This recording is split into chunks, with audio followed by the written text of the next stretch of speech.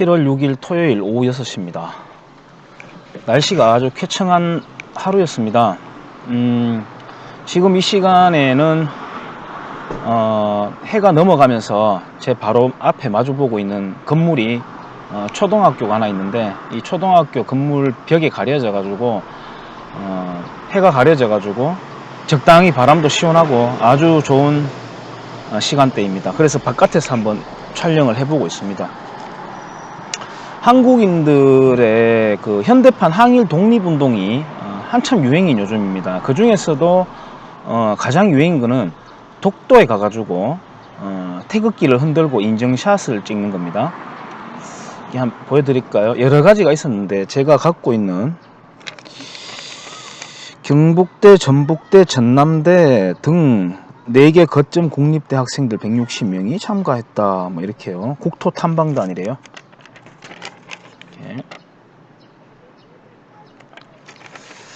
그리고 경주시의회, 제가 살고 있는 경주시입니다. 경주시의회가 또 독도를 방문해 가지고 이 화이팅 넘치게 또 태극기를 들고 이렇게 있습니다.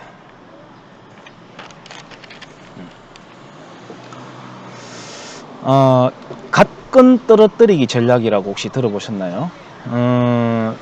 미국, 일본을 한국으로부터 떼어내면 한국은 양쪽에 갓을 메워주고 있는 갓끈이 떨어진 신세라고 말하고, 그걸 떨어뜨려야 된다라고 말했던 게 소위 김일성이 말한 갓건 떨어뜨리기 전략입니다. 위안부 관련 수요 집회, 정신대 관련 집회, 민족연구소 등 목적을 갖고 선동하는 소수와, 그 다음에 순진하게 끌려가지고 함께 어우러진 좌익단체, 그리고 주적 개념을 일본으로 돌리려는 좌익 정권뿐 아니라 소위 보수라고 하는 사람들도 반일 감정이라고 하면 정신을 못 차리고 마치 당장 일어나고 있는 일제시대인 듯 격앙하는 것을 보면서 참 딱하다는 생각을 합니다. 그런 거를 보고 있자면은 판단력 부족으로 자유시로 유인당해 가지고 몰살을 당해버렸던 독립군 이야기가 떠오릅니다. 좌익 우익을 떠나서 소수 선동 집단 이외에도 대부분 한국인들은 예전에 외놈이라고 깔보다가, 외놈이라고 외자는 작다, 왜소하다 이렇게 그걸 뜻하죠. 외놈이라고 깔보다가 한 대 얻어 터지고 난 뒤에 자존심에 심각한 상처를 입은 조선 양반들의 기억을 그대로 이어받고 있으면서, 거기다가 더해 아직도 강하고 심지어는 수준 높은 심의의식까지 지닌 일본인들에 대한 열등의식에서 벗어나지 못하고 있습니다. 제가 늘 말하건대 만약 지금 일본의 국력이 필리핀 정도로 떨어져 있다고 한다면 이만큼 호들갑 떨지는 않았을 겁니다. 그러니까 한국인들은 일본인이라면 미워 죽는 겁니다. 반일 영화들을 만들어 가지고 정의심을 키우거나 카타르시스를 느끼면서 정신승리하는 게 현재 한국인들의 항일운동입니다. 영화계가 대체로 그렇지만은 유해진이나 송강호 같은 사람들은 공산주의자들의 만행이나 6.25 전쟁에서 승리한 전투 같은 역사에는 절대 열연하지 않습니다. 이제 또 문재인의 평화쇼를 청면 지원하기 위해서 그동안 해온 것처럼 봉오동 전투를 배경으로 우리 민족끼리 바람을 솔솔 불어넣고 있습니다.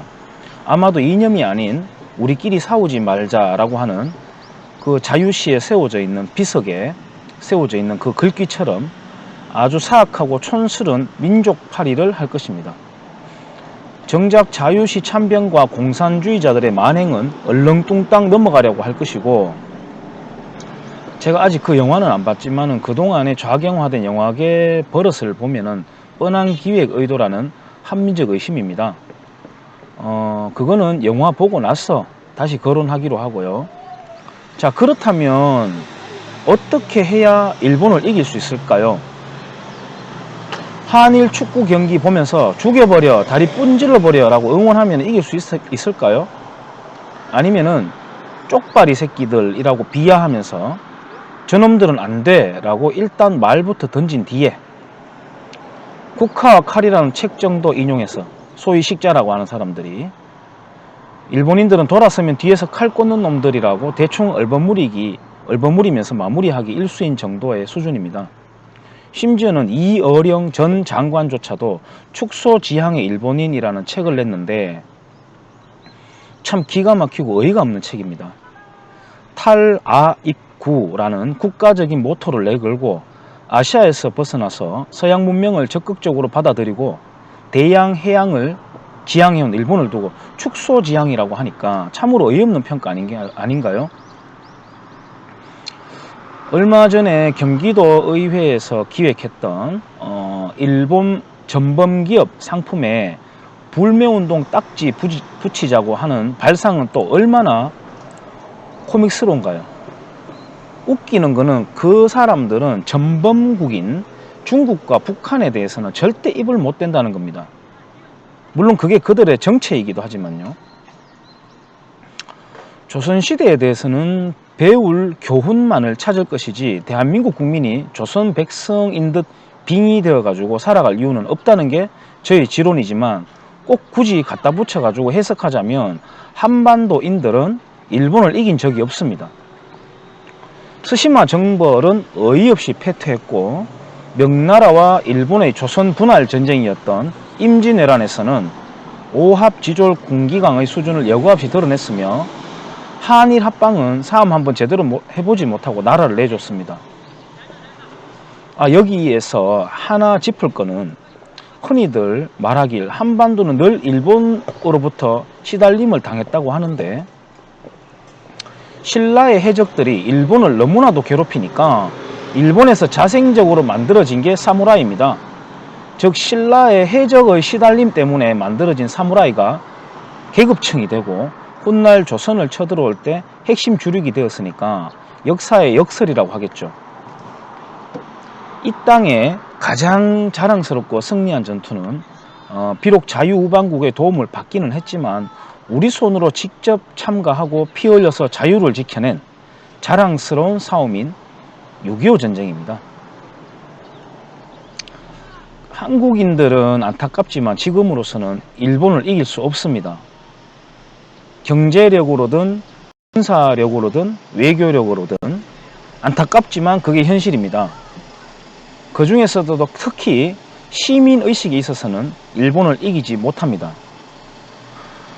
국가를 운영함에 있어서 필요한 제도는 국민성, 즉 풍속에서 비롯되는 것인데 거짓말을 밥 먹듯이 하고 떼거리 문화에 찌든 수준으로는 어림도 없습니다. 얼마 전에 동아일보 신문에 보니까 일본이 지금 경제 제재를 하는 거는 국제법을 어겼다 이런 말을 하던데요. 국제법 누가 먼저 어겼죠? 한국이 지금 문재인 정권이 국제법 먼저 어긴 겁니다. 말을 뒤집어도 유분수죠. 누군가는 차가운 이성보다는 감성 있는 사람이 사람 냄새 나는 거 아니겠나라고 할 수도 있겠지만 전혀 그렇지 않습니다. 판단력 부족으로 나타난 결과로 고생하는 것을 사람 냄새라고 한다면 그거는 악취일 뿐입니다. 그렇다고 일본인들이 비인간적인가요? 그러면 세계적인 문학가와 만화가가 탄생되는 일본은 어떻게 설명할 겁니까? 걸핏하면 노벨 문학상 후보라며 자칭 타칭 김치국 마시던 한국의 문학가가 그의 말로가 어떻게 됐는지 모두 봤지 않습니까? 감수성이 너무 많아서 그런가요, 그 사람은? 이런 냉엄한 현실을 뒤로 하고 독도에 가서 짐짓 뭉클한 표정을 지으면서 태극기 흔들고 난 뒤에 울릉도 가가지고 멍게밥 한 그릇 먹고 오면 독도가 지켜지고 일본을 이겨낼 수 있습니까? 일제시대를 오롯이 살아낸 윤치호 선생이 말하길 만약에 거리를 누비면서 만세를 외쳐서 독립을 얻을 수 있다면 이 세상에 남의 나라에 종속될 국가나 민족은 하나도 없을 것이라고 했습니다. 전주한 일본 대사 무토라고 하는 일본 대사가 쓴 한국인으로 태어나지 않아 다행이다 라는 책은 제가 그 책이 나오자마자 일본 현지에서 공수해가지고 받아서 읽어봤습니다만 제가 좀 짧은 일본어 실력이지만 하나하나 해석해가면서 읽었습니다. 거기 첫 서두에 이렇게 시작합니다. 한국인들은 머리가 아닌 가슴으로 생각한다 라는 말로 시작합니다. 제가 존경하는 복고일 선생님이 말하길 밀라는 끝간데 없는 정오심일 뿐 비전이 없다고 했습니다. 조선 체제를 옹호할 마음이 전혀 없지만은 그렇다고 해서 전라도 고부 군수의 폭정을 빌미로 난을 일으켰다가 일진회로 대거 들어가 버린 동학군의 거친 에너지도 옹호할 수가 없습니다. 이 신문 기사를 보면은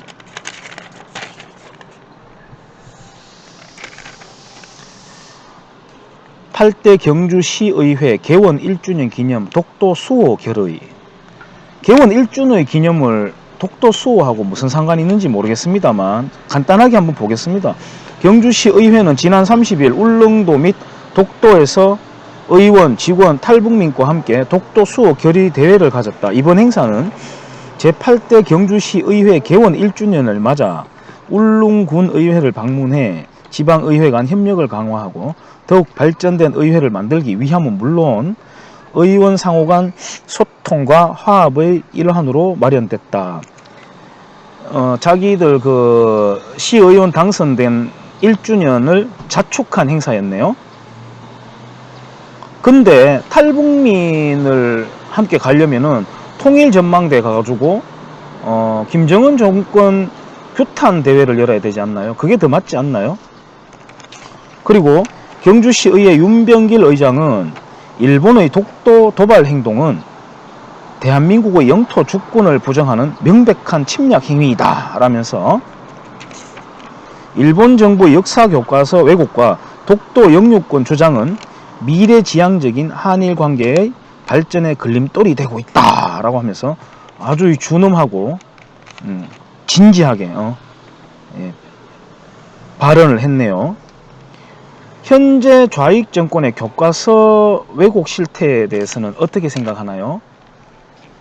저는 뭐 경주시의회 소속 의원들에 대해서는 뭐 논평할 가치가 없다고 생각합니다만 어쨌든 세금을 쓰고 갔는지 자기 경비로 갔는지는 모르겠지만 자기들 그 1주년 자축 행사를 왜 여기 가가지고 하는지 저는 전혀 이해를 할 수가 없네요. 자, 경북의회도 얼마 전에 갔었고요. 경북의회하고 경주의회가 세금인지 자비로 경비를 댔는지는 제가 알 수 없습니다. 만 울릉도 놀러 가가지고 밥 먹고 태극기 흔들다가 올 것이 아니라 그런다고 독도가 지켜지지 않습니다. 그것은 동학군이 마치 일본군과 싸우면서 부적을 붙이고 싸우면 이긴다고 하던 정신승리에 지나지 않습니다. 얼마 전 경기도 의회나 의회에서 반일 감정 몰이하는 좌익들이랑 뭐가 다릅니까? 이 정도 수준이면. 하기는 지난번 경북도지사 김광용 씨는 지금 좌익 정권이 추진하는 지방분권이 어떤 의도인지도 모르고 거기에 동성해가지고 홍보에 열을 올리고도 했으니까 참 보면 정치꾼을 믿지 않아야 된다는 말은 가슴에 새기고 또 새길 일입니다. 뭐 한번 가보고 바람 쏘이고 애국심 한번 끌어올렸다고 한다면 어쩌겠습니까마는 그럴 돈과 노력이라면 국방력과 외교력 그리고 동맹 관리를 위해서 도움이 될 게 뭐가 있는지 살펴봐야 되지 않겠습니까? 한미동맹 강화하는 연구를 좀 더 하고 군부대 방문해서 위문이나 하세요. 국방력이 약한 동맹관계는 언제나 위태로우며 반대로 강한 국방력을 바탕으로 한미동맹이 더 굳건해지고 아시아에서 대한민국의 역할이 더 중요해집니다.